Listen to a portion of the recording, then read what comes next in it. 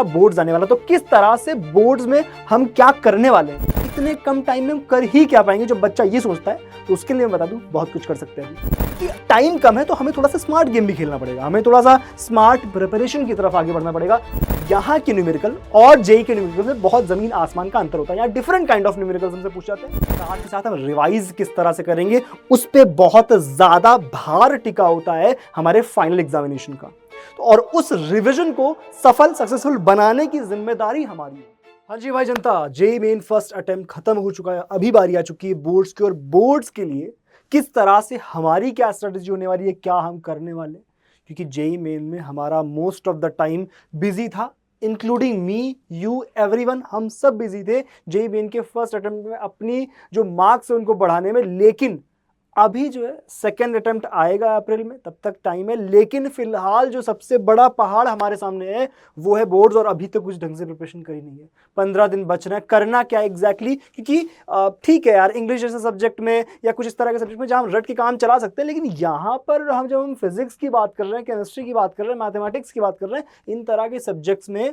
तो दिक्कत होती है ना मेरे भाई। तो वहां पर हम किस तरह से जेई फिनिटी, जिस तरह से आपके लिए खड़ा था जब हमारा जेई मेन का फर्स्ट अटेम्प्ट था, उसी तरह से हम आपके साथ खड़े हैं जब आपका बोर्ड्स आने वाला। तो किस तरह से बोर्ड्स में हम क्या करने वाले हैं। और दूसरी बात, चूंकि हम अभी तक सिर्फ जेई जेई जेई चारों तरफ मचा रहे थे, लेकिन अब यहां पर जब बोर्ड्स की बात आएगी तो थोड़ा सा सहयोग आपका भी लगेगा। आप भी बताओगे कि हम किस तरह से आगे बढ़ने वाले हैं, अपने जो ओपिनियंस है वो भी रखते हुए चलना। लेकिन उसके पहले हम क्या करने वाले हैं, क्या हमारा प्लान होने वाला है इस पर्टिकुलर चैनल पे, हम करने क्या वाले हैं एग्जैक्टली, कैसे आगे बढ़ेंगे, मतलब इतने कम टाइम में हम कर ही क्या पाएंगे। जब बच्चा ये सोचता है तो उसके लिए मैं बता दूं बहुत कुछ कर सकते हैं। अभी क्या क्या करने वाले हैं, तो सबसे पहली चीज कि एकेडमिक्स में हम एकेडमिक सेशन जो हम लाने वाले हैं उसमें क्या क्या कर सकते हैं। सबसे पहली चीज जो आती है कि हम किस तरह से, भाई अब हमारे पास टाइम नहीं है कि हम 10-10 12-12 घंटे के वन शॉट्स देखे बैठ करके। अब हम क्या करेंगे, इस तरह से रिवीजन वन शॉट करेंगे जहां पर आपका कंप्लीट चैप्टर बहुत कम टाइम में कवर हो जाए, इस तरह के वन शॉट्स। दूसरी चीज, कैसे डेरिवेशंस, क्योंकि ये जेई का एग्जाम नहीं है जहां पर हमें सिर्फ और सिर्फ हमारे आंसर से मतलब होता है। यहां पर हमें कैसे हम उस आंसर तक पहुंचे, पूरा प्रोसेस लिखते कैसे, क्या वास्तविकता में उस डेरिवेशन को करने का तरीका होता है, ये सब भी मैटर करता है। साथ ही साथ क्या किस तरह से, क्योंकि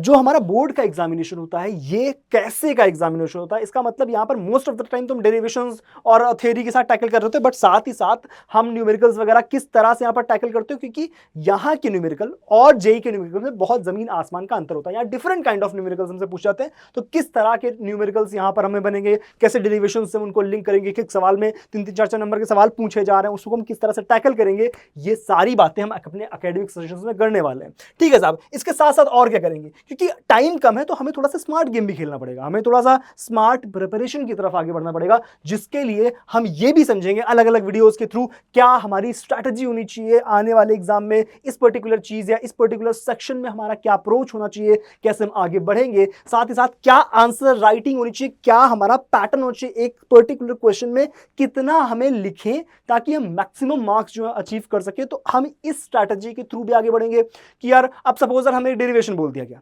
तो उस डेरिवेशन में बच्चा क्या करता है, दो टाइप के बच्चे होते हैं। या तो बच्चा बहुत ओवरराइट कर रहा होता है कि नहीं नहीं उसने 2-3 पेज तो थ्योरी सिर्फ लिख दी, उसके बाद कुछ 2-4 लाइन का प्रूफ है। या कुछ बच्चा क्या कर रहा होता है, सिर्फ और सिर्फ प्रूफ लिख करके चला जाता है और उसमें जो थ्योरी में इंक्लूडिंग लिखनी होती है उसको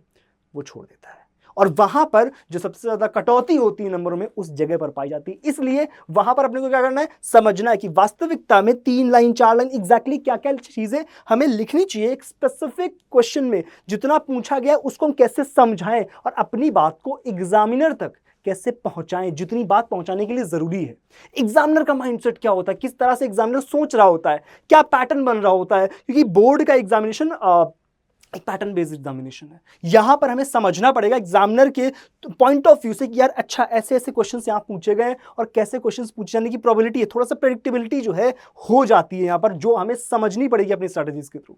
तो सबसे बड़ी बात तो ये आती है। ठीक है साहब, उसके बाद जब फाइनल डेज चल रहे होंगे तो कैसे हम रिवाइज कर रहे होंगे। जब भाई पहले 10 दिन तो हम इस तरह से चल रहे होंगे कि यार कंप्लीट हमें सिलेबस करना है, सिलेबस भी करना है, स्ट्रैटेजी भी समझनी है, आंसर राइटिंग क्या होती है, सब कुछ कर रहे होंगे। लेकिन साथ ही साथ हम रिवाइज किस तरह से करेंगे उस पर बहुत ज्यादा भार टिका होता है हमारे फाइनल एग्जामिनेशन का। तो और उस रिवीजन को सफल सक्सेसफुल बनाने की जिम्मेदारी हमारी होगी।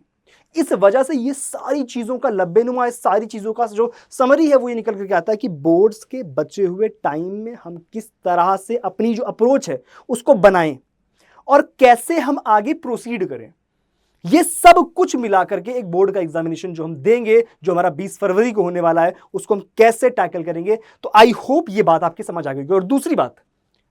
ये जो चैनल है स्पेसिफिकली जेई के लिए डेडिकेटेड रहा है अभी तक, लेकिन पहली बार हम, क्योंकि बच्चों के जो है मैसेजेस लगातार आ रहे हैं, हम कोई भी सेशन कर रहे हैं या कोई भी पोस्ट डाल रहे हैं उसके नीचे बच्चे सिर्फ बोर्ड्स की डिमांड कर रहे हैं, क्योंकि अब समय ही वही है कि कोशिश, बच्चों ने समय निकाल दिया, सारा का सारा समय निकाल दिया अपनी जेई की प्रिपरेशन में, लेकिन अभी जो समय बचा हुआ है उसको हम कैसे यूटिलाइज करें, इसके लिए ये हम प्लानिंग कर रहे हैं। अब दूसरा काम आपका है, अब आपको बताना है कि इस जर्नी में जो बची हुई 15 दिन की जर्नी, स्पेसिफिकली मैं फिजिक्स के लिए बात कर रहा हूं। अभी पहला जो पेपर हमारा फिजिक्स का, जो फिजिक्स केमिस्ट्री मैथमेटिक्स में जो फिजिक्स का पहला पेपर होने वाला है, मैं उसके स्पेसिफिकली बात कर रहा हूं कि कैसे हम वहां तक पहुंचेंगे। इसमें आपका सहयोग जो है वो लगातार रहेगा,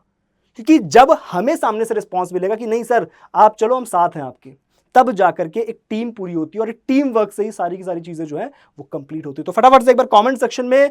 वी आर रेडी कर देना, ताकि मुझे भी पता चल जाए कि हाँ आप बोर्ड्स के लिए रेडी हैं और हम अपने सेशंस को लेकर के आपके सामने आ जाएं, ताकि मैं और आप, हम दोनों मिलकर के इस जो जर्नी हमने स्टार्ट करने की सोची है उसमें 100% सफलतापूर्वक हम आगे बढ़ पाए। मिलते हैं पहले वीडियो के साथ में। अब